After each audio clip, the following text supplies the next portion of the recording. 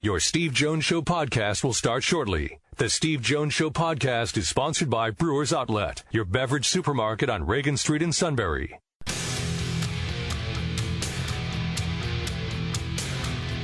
This is the Steve Jones Show on News Radio 1070 WKOK, sponsored by Brewers Outlet. Now from the Sunbury Motors Studio, here's Steve Jones.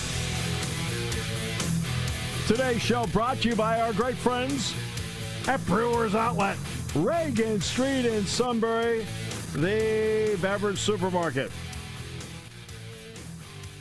Imports, domestics, microbrews, the best selection of beer anywhere. Wine coolers, water, soft drink, snacks. They roast their peanuts fresh and hot every day. 6 great flavors of slushies. Pickle bar led by the barrels and the dills, indeed second to none. And not only that, you can start thinking about Brewers Outlet gift cards for the holidays.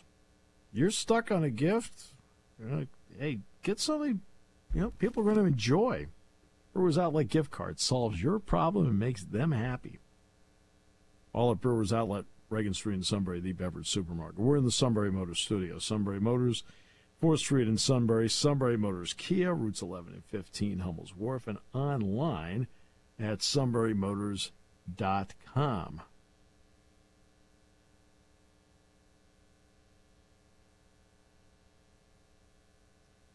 All right. Let's bring in the outstanding Neal Coolong. Because after watching last night's game, it is confirmed in no uncertain terms that I have no idea what this team is going to do. Welcome, sir. It is great to be here. I like to think we're able to commemorate the date as perhaps the hours following the most active and controversial Steelers game in history. Because, wow, that was something. Fans have been weighing in on this probably since halftime through right now. I don't know if I've ever heard the outrage, legitimate or otherwise, as strong as it is now. It's pretty remarkable. Yeah, it is remarkable. It really is a commentary unto itself that the fans were chanting for Mason Rudolph. Yeah, I think that when you get into a situation where when Mason Rudolph legitimately looks like a viable option, you know that things are not going well. Yeah. And that was what I thought during the game. I think I even tweeted this at one point. I might even agree with him. Yeah. That was maybe, and I've said this about Mitch Trubisky a couple times, but that might have been the worst game I have ever seen an NFL quarterback play. It defied description. I mean, he was awful.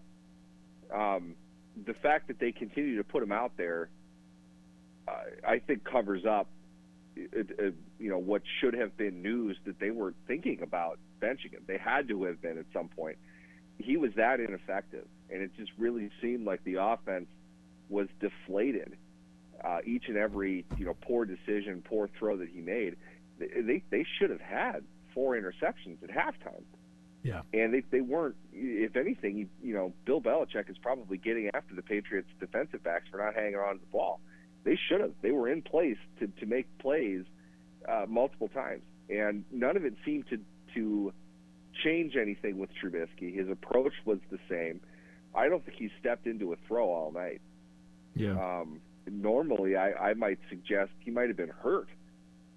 That's not usually what you say about a player that's playing really well. Right. It was a mess. Plain and simple. It was an absolute mess, and I don't know what they do from here either. I think they are legitimately in uncharted waters, just because they have tried things. This is not a lack of effort. This is not something that can be kind of cast off as throwaway rhetoric at the end of a game. they have problems that they're not going to fix. Certainly not this season. They might not even be able to make hay next week going into their next game. It's that bad. And the opposite should be happening. If you go as far as firing your offensive coordinator, I'm not suggesting they should all of a sudden turn into the 07 Patriots, but they should show a modicum of improvement. If anything, they're worse. None of it is working, whatever it is that they're trying to do. And it looked to me, based on, something I don't like. I don't like to point to body language or anything like that. And sure. Let's just that's a blah blah blah. That's a blah blah blah thing. They look like they were running through sand. Some of that could be a Thursday night game type of thing, but they really just did not appear as invested in what they were trying to do on offense as you'd think that they would be for an NFL game. And I don't know if I have ever said that about any side of the ball under Mike Tomlin. Something's not stirring the Kool-Aid within Pittsburgh, and they've got a lot that they need to figure out, because what I saw in the last 2 weeks combined, there is no question in my mind, they have been the worst team in the NFL. And they're not going to be able to draft like they're the worst team in the NFL. So no. They've got a lot that they need to fix in a hurry. Right now, they're the 8. They enter the game. What strikes me is that they entered that game as the number 5 seed in the AFC. That's what they entered as. That, to me, is a commentary unto itself on the state of the league. That's my opinion. Yeah, I think the Steelers represent, in many ways, this baseline level that people are not quite adjusting to with the NFL. And I'm not 100% sure if it's a problem at the top or a problem at the bottom, or maybe it really just is everything is shrinking down, and the median level of the league is lower than what we're used to it being, if that makes sense. If the Steelers are, and this breaks us into different territory, because to me, and you've heard me say this a lot over the last 4 years, the Steelers have been a team less on talent than people and national media pundits suggest that they have. And instead of them underachieving, they've in fact overachieved. They've played above who they really are.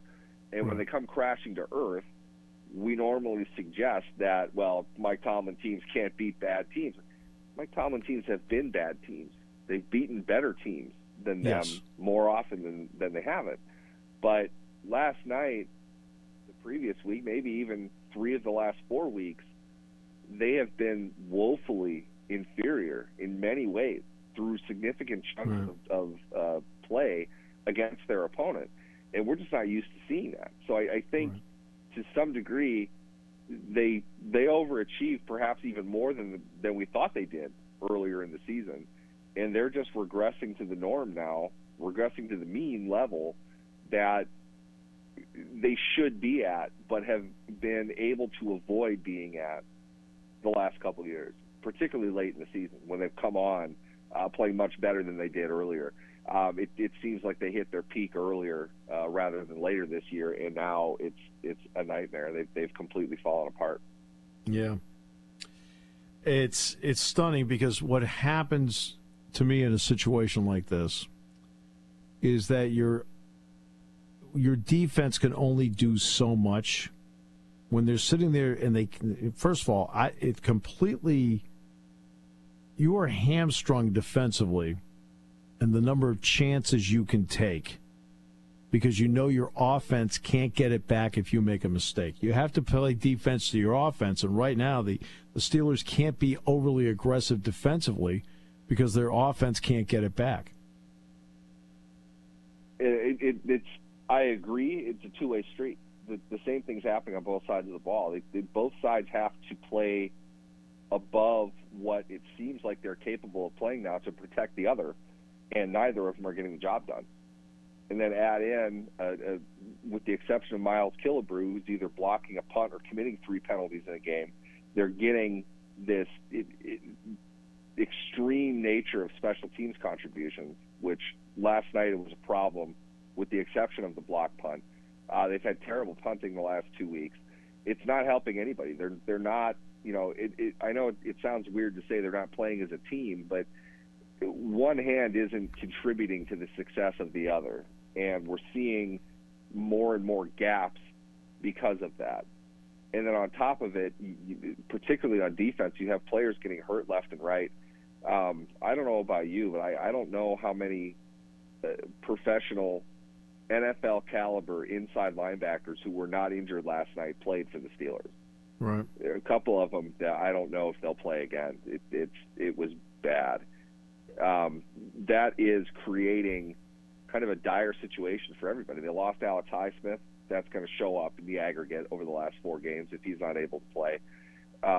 None of it is really helping out the overall cause. And they seem like a fractured, disjointed unit now. Whereas in the past, one thing I have always praised Mike Tomlin for is he has gotten the most out of lesser talented teams.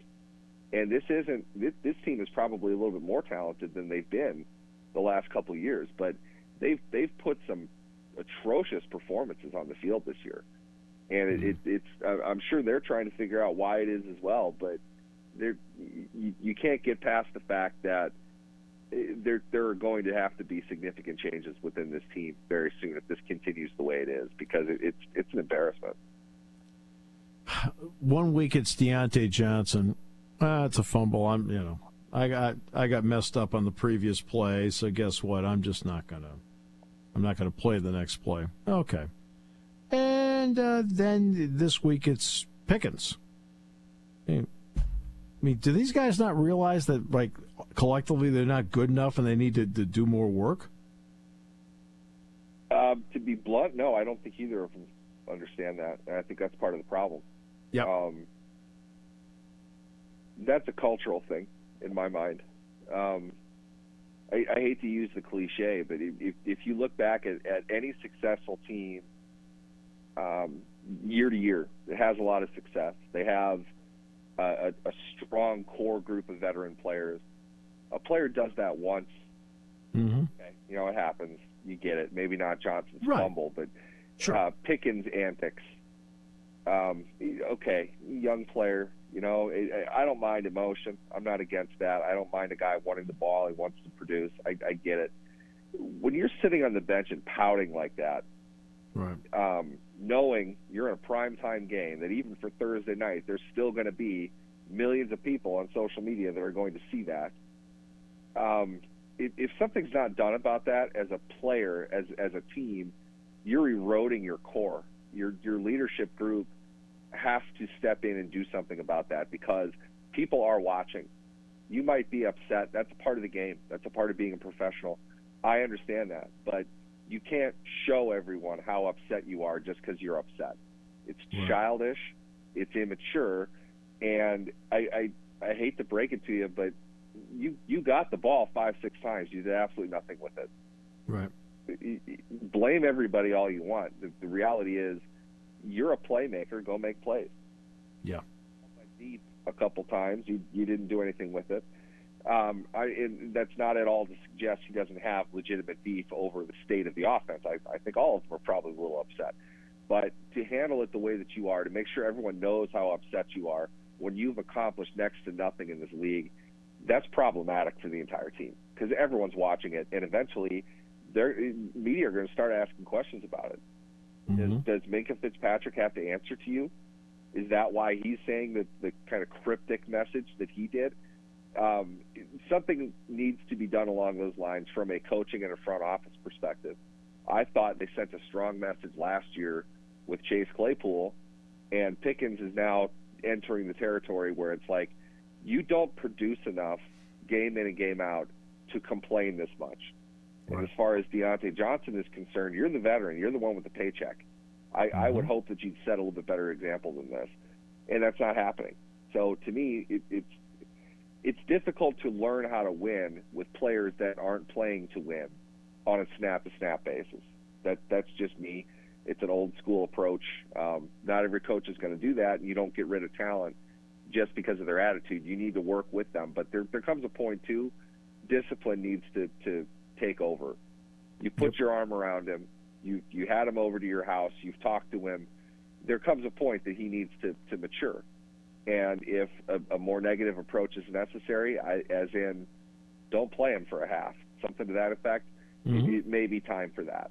I don't know how much they really want to do that in the NFL, but I think there's a lesson here that needs to be learned, and I'm not entirely sure that he's really shown that he's up to doing that. Yeah, well, exactly. So that what the Colts are next? I mean, for Mike Tomlin, where to from here? And does he have to be looking over his shoulder a little bit based on the current state of affairs? I think he does. Look, to break it down simply, if you continue doing what you're doing, you're going to continue to get what you're getting. Yeah.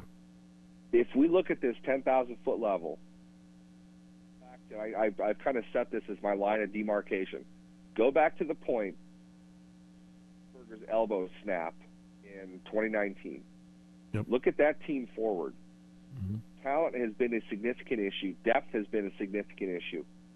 These are all problems, and there's come a point where I feel Mike Tomlin has had to do some of the best coaching job in the NFL to get where he's gotten from them. But air is on fire constantly. It becomes the normal. And this team's normal is where it is right now. And if it can't be corrected, and it's not for lack of trying. I don't want to hear that they haven't tried, okay? They've done a lot of things that they don't normally do lately. They have an assistant general manager that they've never had. They traded up in the draft, which they barely ever do. They took an offensive tackle in the first round, which they haven't done since I was in, elementary school. They've tried a lot of different things, and they have a great draft class, I'd like to point out. Yes. These things, though, are cumulative. It just seems like they're stuck in first gear, and they're stuck in the mud. You fired your offensive coordinator. You sent that message. That's something that hasn't happened in 80 years. You sent that message to the team. Nothing is changing. I don't know what else there is to offer up.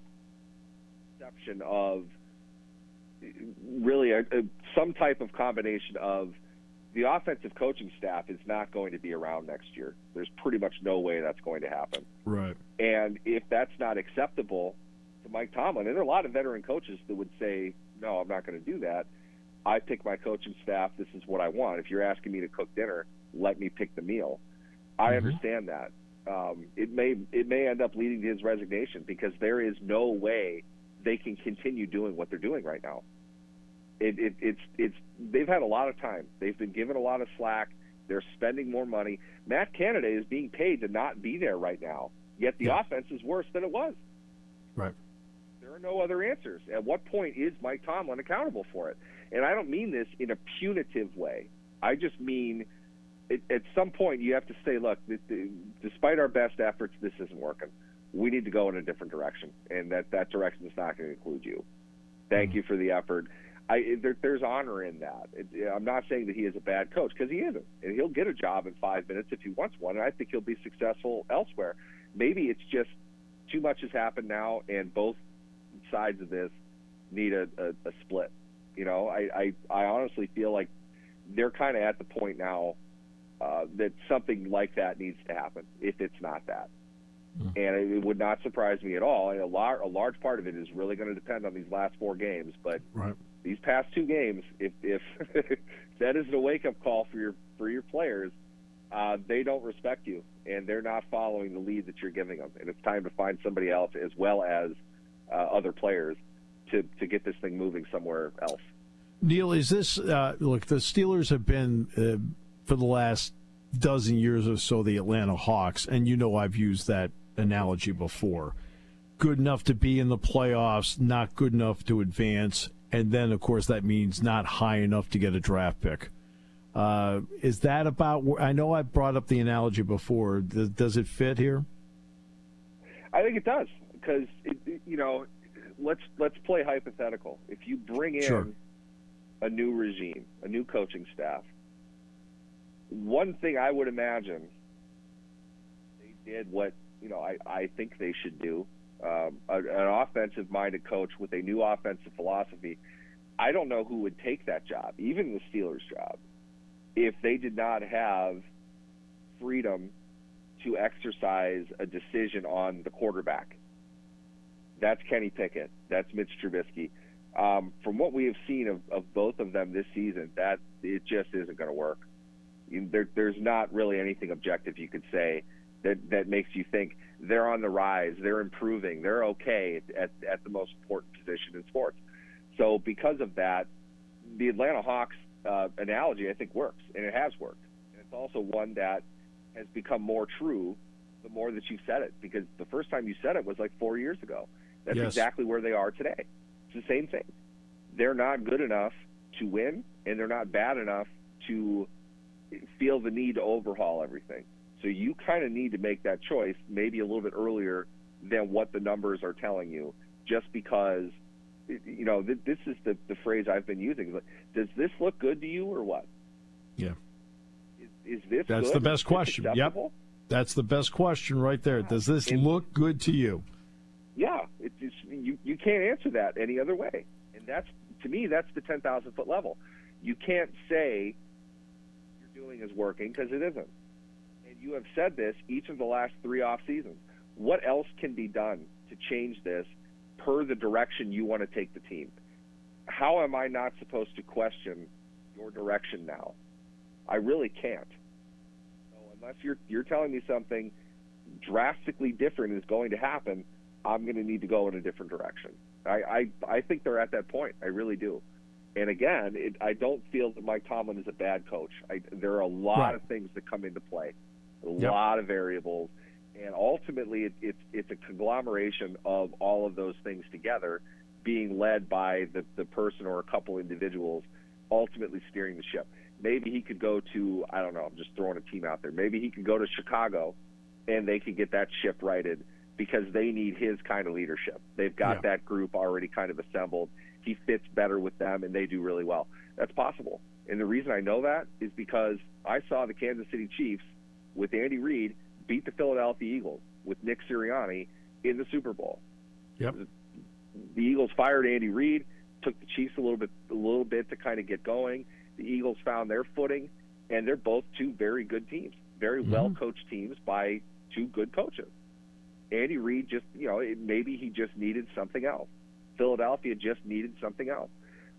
Honestly, I just think that's the position that Pittsburgh is in right now. I don't know what else they could do that's reasonable, that would work, that'll get them over the hump that they're in. They have overachieved at a small level, and it's almost been detrimental in a way, because it's delayed a decision that probably needed to be made.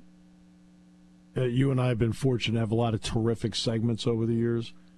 This was one of the best. Appreciate it very much, Neal. Absolutely. Thanks for having me, as always.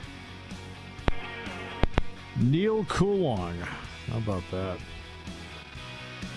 And look, there's a point where finally, for the Patriots and the Steelers, long-term success or being good has caught up to them.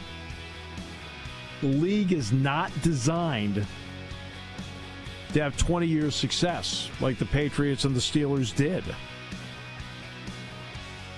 The league is designed to have runs of 3 to 4 years, a couple of down years, and then 3 to 4 years. Well, now it's finally caught up to these two franchises, and we're graphically seeing it. Between the draft, scheduling, things like that, catches up to you.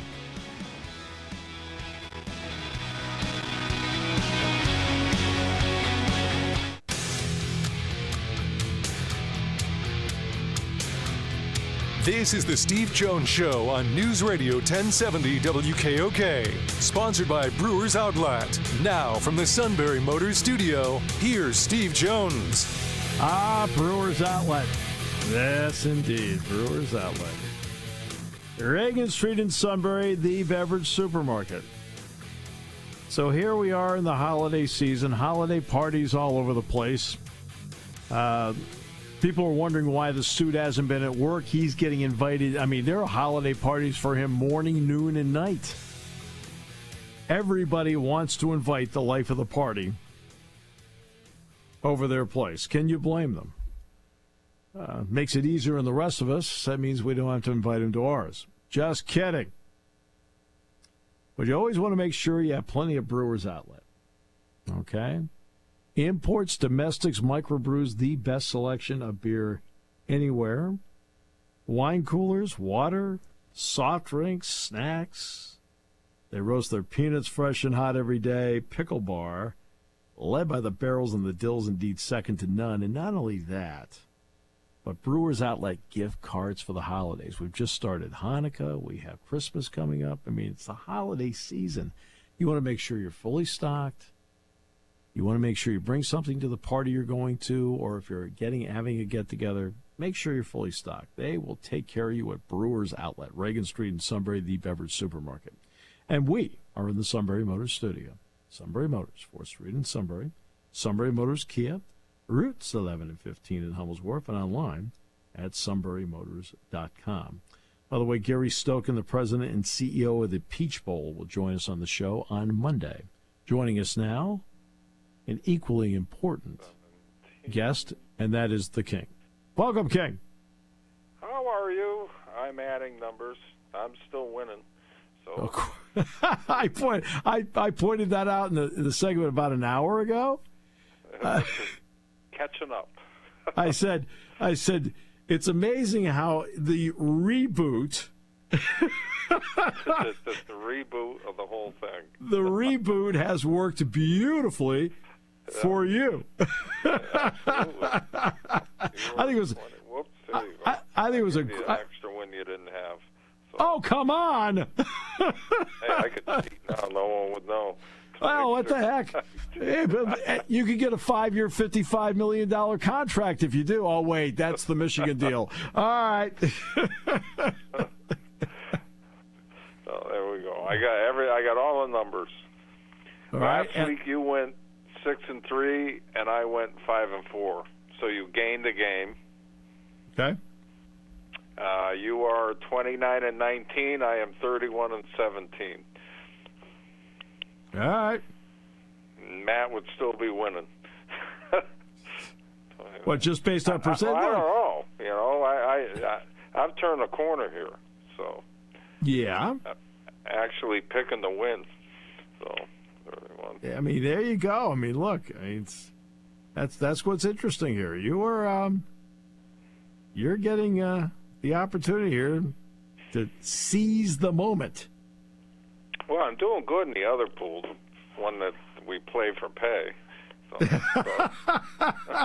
I lost again, but I came in. What I come in this week? I came in 4th place. Last week, 3rd place, and it's just one game, missing out on one game. But there's 30 people in it, so.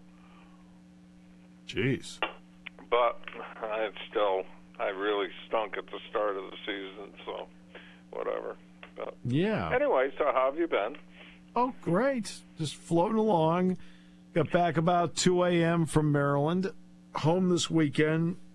But I got a game tomorrow and the football banquet to MC on Sunday and go from there. Cool. Do you like MCing? It's all right. I mean, No. you know, you look, you're the voice of the team, so it's part of the job. The entire key is to make it move. There are two things about emceeing. Number one, your job is to seamlessly make it move, and at the same time realize that the banquet is about the team, and it's not about you. So part of making it move is that you're not up there telling jokes and things like that. No, just make it move because you're not the focal point. You're not the focal point of the banquet. The players are. So you keep it that way. All right. Well, tomorrow's a big day for you because you're going to meet my wife's family. So, I mean, I'm like a face with no name, you know. So my wife's got like 23 grandchildren and all these kids and crap like that, but I don't have anyone here. So I'm showing them the video of the Today Show tomorrow so they can meet my brother. oh, perfect. Right. That's him. I should have combed my hair more. We get the same comment from everyone. You could be twins. So, but really? No. No. I mean, that's what I tell everybody all the time. I said, I could put a lineup of 20 people there and say, pick my brother, and not one person would pick my brother. No, not at all. You're light, I'm dark. You know. Yeah. I mean, You're I could skinny, I'm not. I could put 20 people up there. I said, pick out my brother. Nobody would pick you. Yeah. That's a good thing. It's good for you. You're the good-looking one. Of course you feel that way. No, you look great. So. Oh, God. And I'm not fat, so I work out. No, I know. No, you're doing well. You're doing well. But you look really good. You trimmed right down. I've been fortunate. No, you look like a marathon runner. Oh, yeah. Minus the marathon. Minus the marathon. I can't make the 385 yards, let alone the 26 miles. You just don't eat. Oh, yeah. The other night, so I did the game at Maryland, and they said, hey, do you want any post-game food? This is before. I said, yeah, just like a couple of chicken fingers.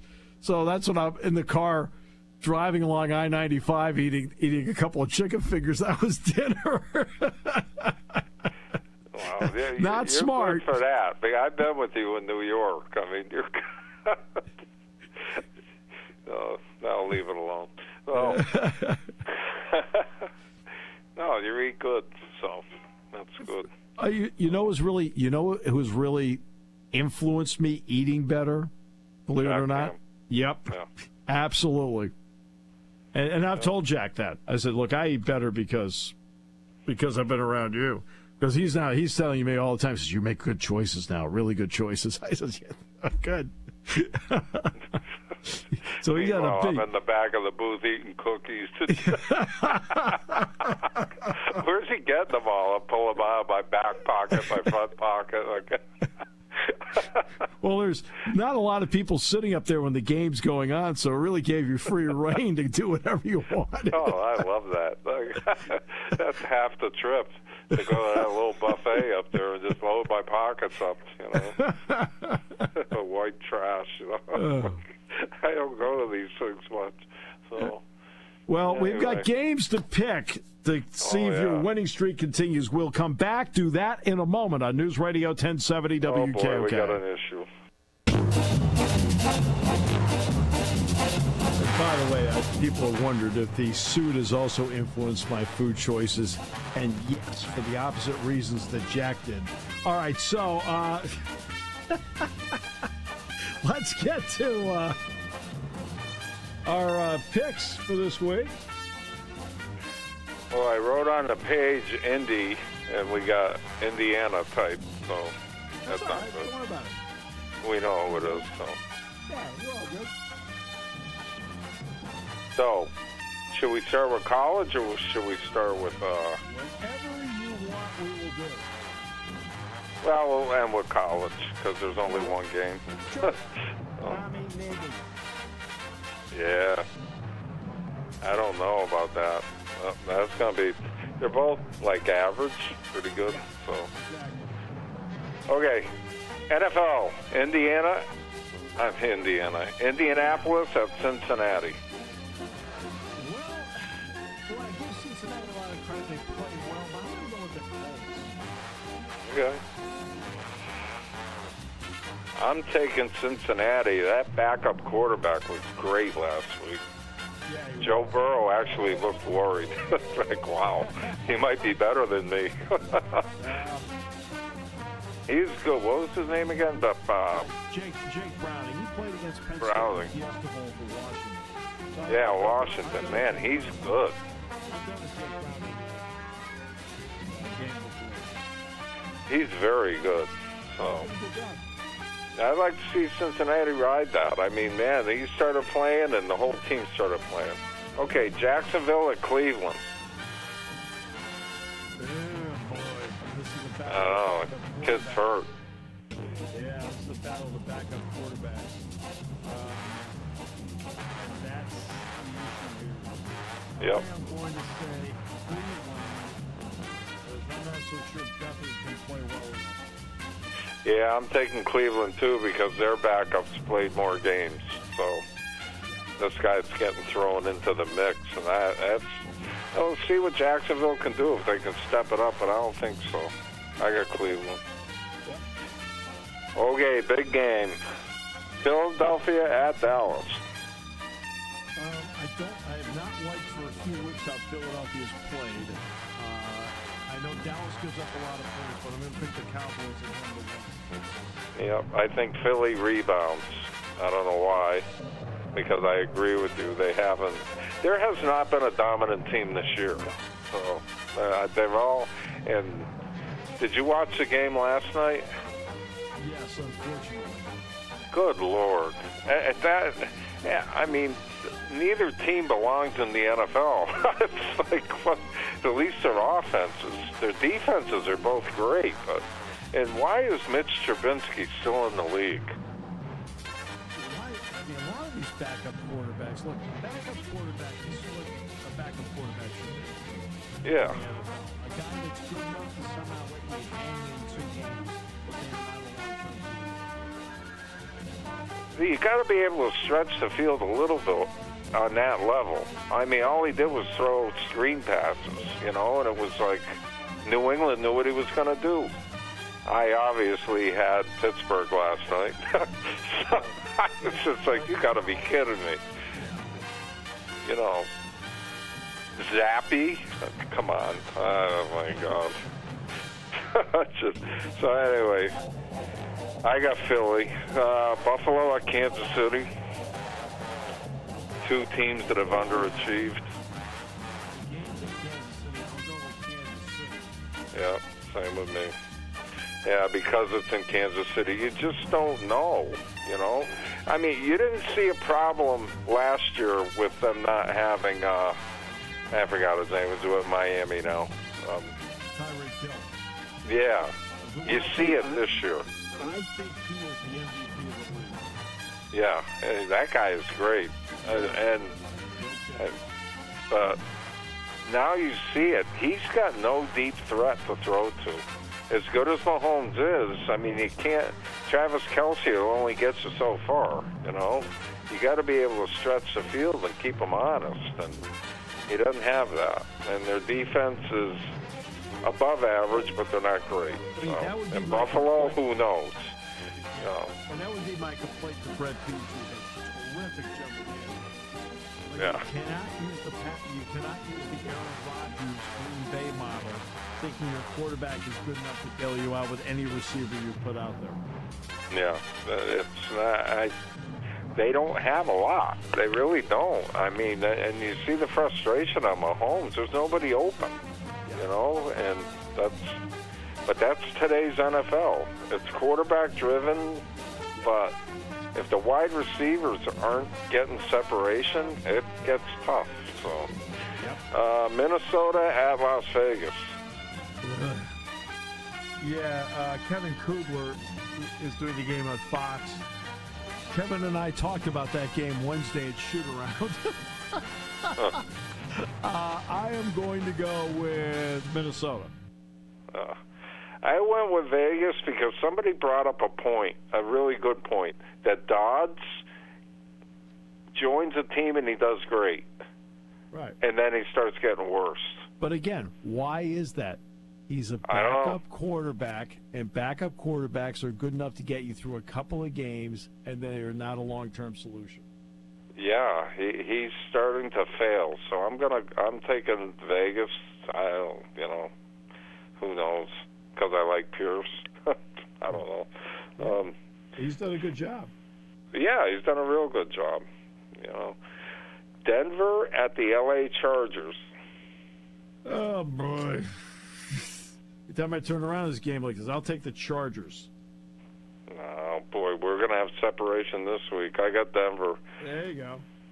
I like Sean Payton, Oh, no, it has nothing to do with that. He's done a good job there. I mean, they lost last week, but the Chargers need a head coach.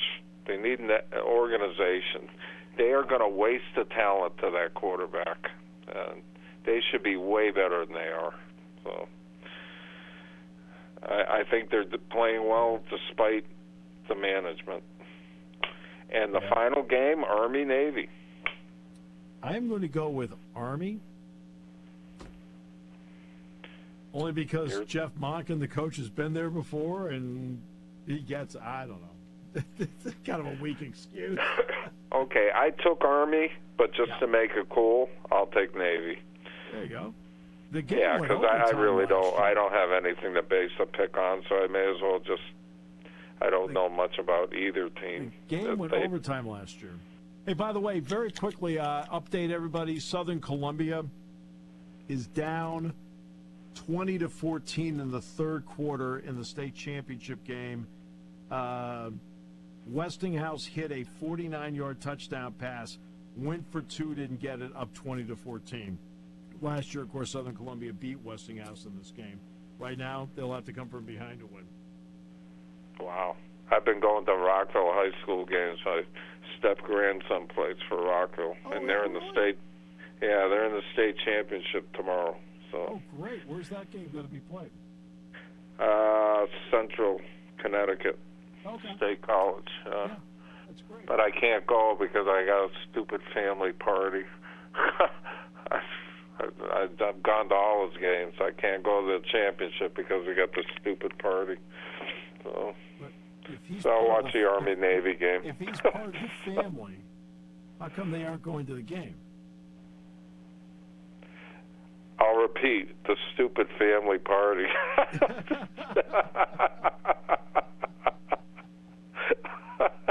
His name's Hunter. I said, well, you're in the championship. I guess you're not coming to the party. Yeah, party's out. You're done. Oh, let me tell you something. The last two games, last Sunday, it rained here, just downpour. Right. So my wife gives me a poncho that leaks. So I'm soaking wet.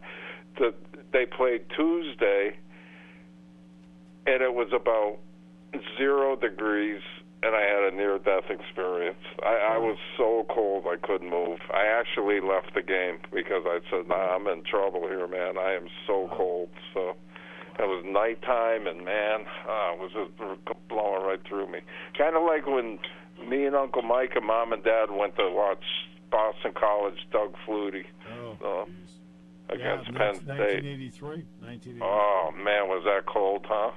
Uncle Mike's making fun of me. Our Uncle Mike is a Harley guy, and he's making fun of me because Mom gave me mittens and a blanket. Yeah. And by the second quarter, he's all cuddled underneath the blanket with me. He said, I'm so cold. I said, yeah, you're my little puppy now. So,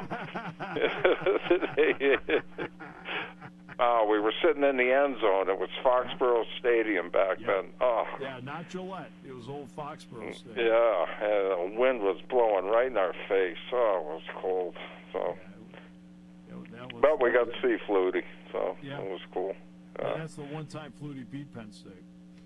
Yeah, he played a great game. Yeah, he was throwing ropes out there. Troy Stratford. They won 27-17, I think. Yeah. I was the third announcer back then. So, yeah. That was a long time ago, huh? That's 40 years ago. Yeah. I'm signing up for Medicare, man. This is great. Two-thirds a lifetime ago. So now we're on Medicare. Yay.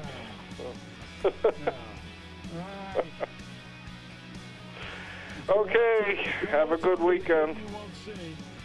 Yeah. His father's going to text me all the scores, so. And don't ask why the father's not at the party. I'm on a need-to-know basis. I don't need to know. You don't want to know. It's really crazy. Today's show's been brought to you by Brewers Outlet, Reagan Street in Sunbury, the beverage supermarket. Stock up for the holidays now and get those gift cards. And we're in the Sunbury Motors studio. Sunbury Motors, 4th Street in Sunbury. Sunbury Motors, Kia. You're listening to News Radio 1070 WKOK Sunbury. You can hear us anywhere in the world with the Sunbury Broadcasting Corporation app.